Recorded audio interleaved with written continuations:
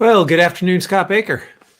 Mikey Ames, it is Sunday the 14th, and it's time to talk about today's field note here on Lead Better. And, it's hard, old habits die hard. And that's the kind of the focus of this field note. It's entitled Unlearning. Unlearning is an important part of learning. Yeah. It sounds a little weird, but let's go to it. Yes. Okay. So, first of all, let me point out sometimes it feels like when we go through this exercise that we are putting ourselves in an alien mindset, watching humans go through their human behavior, and we're reporting back to our aliens. By this exercise, do you mean the exercise of unlearning or the doing of Lead Better? No, like the doing of like what Lead Better and like what we do. How we as a discuss this? firm. Yeah. Yeah. Okay. The way we discuss it. It's almost like some of this stuff is so simplistic, but we break it down in a way where we're analyzing human Yes. behavior as if we're not human ourselves.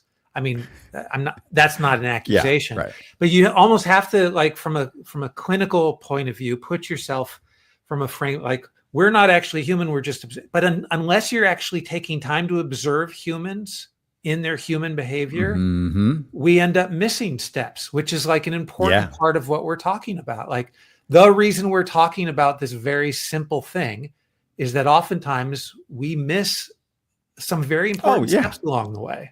Right. Well, you've made a really profound point, which is, and I hope everybody really grasps this, which is that even when you hear something and it creates what I've seen referred to as a nod along effect, like, good reminder. Yeah, we should probably unlearn things. That doesn't mean that you really got it. Doesn't mean that you really grasped it. And sometimes people will, as we've said, they'll encounter something from admired leadership, whether it's an insight in a field note or one of our more profound admired leader behaviors in our platform. And they'll be like, that's common sense. Right. Well, sometimes it kind of edges to common sense, but it is not, as sometimes is often said, it's not common practice. Yes. And so even a field note like this, which is very direct, old habits die hard, unlearning is a very important part of learning. We could all go like, yeah, that's good. Let me send this to my brother-in-law. He needs to read this, right? But we miss the fact that it is so profoundly true it is the actual thing that we just miss it, and we miss it because of what's in the field note, which is because of convictions we have, we will miss obvious truths. And in fact, even in the research, it shows that if you have a specific belief or something learned into your pattern, I could present to you pictures, evidence, courtroom judgment, and say, this is actually the reality of what happened. And you'll go, oh yeah. And then you'll go about as if that's not even true. You'll go back when presented with real evidence, you'll still go back to your other belief. So knowing that we all do this, the wisdom would be, well, let's pay attention. Let's understand some of the nuances around this. And maybe we can get to something that profound happens for us. Which is why when people are confronted with the 12 steps to recovery or the 5 stages of grief. And I know some people might be like, you can't equate those two things, but there's these things that throughout human history, we've come to recognize, there are stages, there are degrees. Some people read those things and be like, yeah, that's just basic stuff. And other people in the right moment feel like, oh, this is really profound. Yeah, right. Okay. So the field note itself is kind of going to this thing saying, good leaders really do understand that they can get locked onto a way of doing things. Either it's a conviction or a practice or a pattern or something that, a division or a strategy in business. And that when you actually say, I'm not sure that's true, or I used to think that was true. Maybe you actually learned over time, I think my conviction was wrong about this. Maybe the circumstances changed and it no longer mapped. So you need to give that up to free up the mental space to actually find the next stage of the thing that's useful. And that there are key indicators around some of these things. And then you need to kind of really wrestle with those properly. Now, that's just a start here, but I don't know if you have any examples or things that you've encountered where you kind of either made this shift or where you were held up too long on something or you saw an organization fall apart because they did. Well, it could happen at a really deep-seated level, or it could happen at a surface level. And I went through a deep-seated one, right? To the point where it might be even a little touchy to think about. But then when you analyze, okay, how is it that you like look at the framework of everything that you were raised with, and then give yourself the freedom to question it, and then you land in a place where it doesn't make you have an existential crisis, right? Correct. Yeah. Where you're better because of it and you learned as a result of it. But you see other people who go through similar things and it like throws them off the edge because it really is an existential crisis. Or it goes the other way, which is because I've seen this happen, dozens of times. People have an early belief in their life, they discard it or walk away from it. They can embrace a new thing, and then later they're like, "Wait a minute, I actually have to give this up and go back to the original thing because that actually was true in the first place." So you can get all locked up in this, but I think that that's the thing here where we don't even have to get to the metaphysical level of is this sort of I don't know, ontologically true in the nature of that.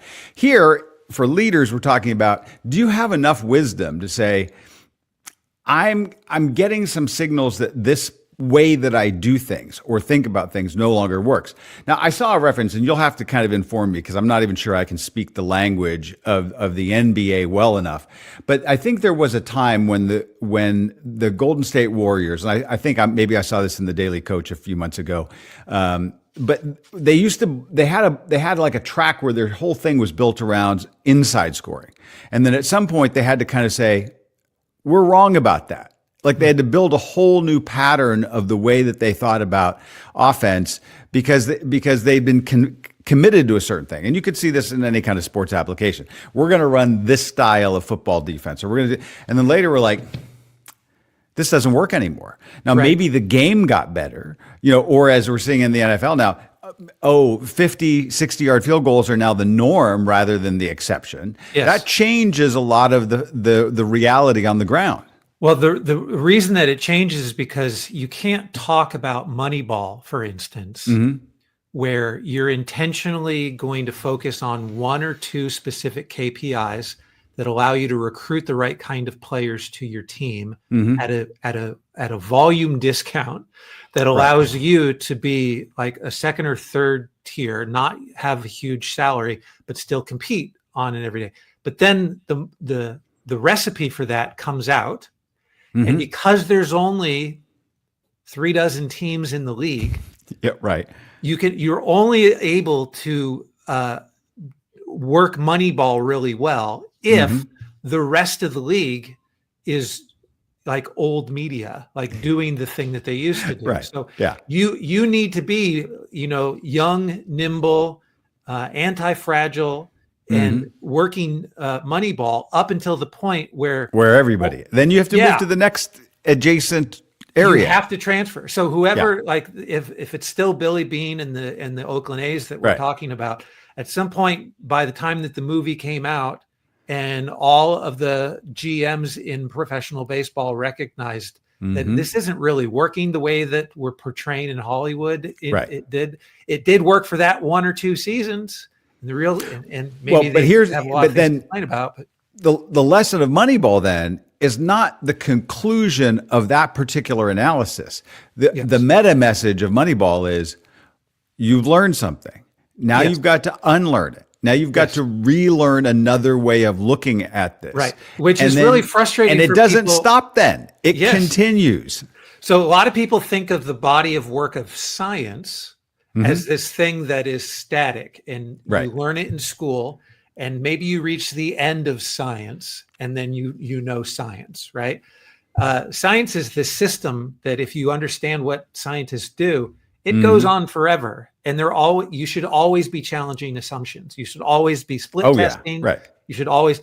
And so if you understand that that's what science is, that's what real good science is constantly, assuming that you don't have all the information and you're adding new information in and you're challenging your assumptions that you had. It's hard for people to do if they haven't actually done that. And that's where it feels like we're aliens kind of analyzing the human process, because some of us go through the world as scientists and it's hard for me to identify what it is that I do that's just like a scientist versus what it is that I do where I don't have my brain on and I'm just doing it because I'm mimetically doing it because my parents and my society and everything is also doing this. So the idea of having this version of myself that constantly challenges your thinking means that this step is very important. Oh, there's an unlearning step in here as well. Yes, there is. And that's not just and I think that's the thing, which is it's not just a casual thing. It's, are you building it into your process, the way that you go about sort of proofing and testing your assumptions. I actually have a friend who's one of the top scientists in the world, and I talk to him pretty frequently, almost every day in some way, text or call, and we talked on the phone yesterday or the day before. But I was texting him a question and it was even asking about a new area of how biological bodies communicate, like an experimentation that's going on around electrical communication. So, and he was explaining to me, I looked at the text thread, there's biophysical, there's biochemical, and there's bioelectrical. So you have tiny electrical gradients that trigger things like calcium and potassium and channel regulation. But this is all still the cutting edge of the understanding of the way that organisms operate. And if they'd been locked into, well, it's actually just this, it's actually just what's in the DNA and all of that, they never would have gotten to this area of, there is something to this mysterious way of the bioelectrical communication within organisms. And so you always have to be open to that. And I think the field note kind of goes to, well, how are you reading that? Because it's saying you're going to have to, sort of explore and look at competing beliefs. Many of the most successful people I've met or talked to, billionaires sometimes, I talked to the head of a very large venture fund the other day on the phone. Very curious. Well, what do you think about that? What's the deal on that? That's interesting. Like they don't have kind of a set, well, let me tell you how things are approach. And not to be kind of like just touting what we do, but the field note kind of says, this is why leaders often have coaches or mentors that they go to, where they can kind of get that party sort of check on what they're doing. And probably not enough of us take advantage of things like that. Well, how is it that we could, if you're going to put yourself in this spot, how do you make decisions? Because you're essentially saying you kind of operate in the world as if you only know 80% of things, right? But we want to make decisions with as much certainty as we could possibly muster. And so if I know that I'm making a decision, I only know 80% of what's important here. Some people would not be comfortable with that, right? Will not make a decision if they know that. But it's true. We are working in probabilities. We should think in bets. We do only have about 80% of the knowledge of what's out there, and part of that 20% that we don't know is crucial, right? And we don't know it. So if we could at least go through the motions and go through life as if that is true when we're making decisions, it leaves us open to the idea that we can pivot a lot better moving forward. And I think I think that pivoting idea is the way, which is, you're going to, and I've often used that, in fact, that very metaphor in terms of the way that we go about any project or this life. I often say that to younger people. If you wait until you've got it figured out, you're never going to get out of the starting gates. So just pick the thing that is in front of you, make a decision on something that's ahead of you and slightly ahead of your grasp, move toward that. But you need to pay attention at the intersections, because you're going to be looking at feedback. Where am I? Let me see. Do I need to track here? And oftentimes you're going to take 4 or 5 or 6 different turns. You never will have gotten to any of the targets you were trying to get to, but you got to a better one because you were paying attention. And maybe a metaphor to leave everybody with, because you often hear in terms of this idea of unlearning, the sort of the metaphor of pruning. Like, how are we pruning the thoughts and convictions we have? And we have tiers, right? You may have some things that are sort of top tier, or they're your A list, your B list, these are C list things that are just strategies or tactics. And so you need to kind of look through that. And I actually saw a friend of mine posted something, and particularly and maybe in a week of like terrible news that we just went through. And a friend of mine had posted, that I was advised wisely by my other friend that times of horrible tragedy are the best moments for network pruning. And then my other friend who said that originally said, let me clarify here. It does not necessarily mean cutting or blocking. It means tuning your network to increase signal and reduce noise. Yeah. Sometimes this could mean blocking or disconnecting, but That's more just often the metaphor, but it's a great... refining your discernment. So Yes. I think that way, what we're saying here is you don't have to look at this as blocking or disconnecting. It's more of a pruning. It's a refining discernment. It's a proper tuning to the signals that you're getting. Right. So we didn't put it into steps in this particular field note, but there are some that kind of jump out, right? There is a deconstruction step, right? There's this recognition that you actually have something to unlearn. Yeah, right. And then there's this preparation that says, maybe before I remove something from my life, I have something there that's going to immediately replace it, so that I don't go through some kind of grief or void that makes it obvious. And we haven't even really done anything, but we've identified 3 steps here. Right? Yeah, right. Very much. And then the notion at the end of the field note that talks about having somebody in your life who continues to do this for you, that is an objective voice that's able to see the blind spots that you don't have. And they're important, not just as advisors, but also as accountability people to, when you're instilling that new habit, to have that in there. And so sometimes we might want to separate those 2 people, and the person who identifies the issue is not the best person to help you hold the new thing accountable.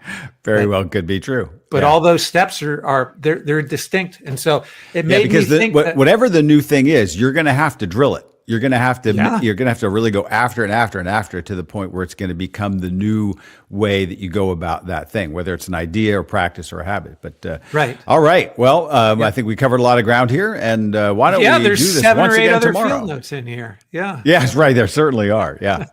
Okay. Thanks for your time. We'll talk again.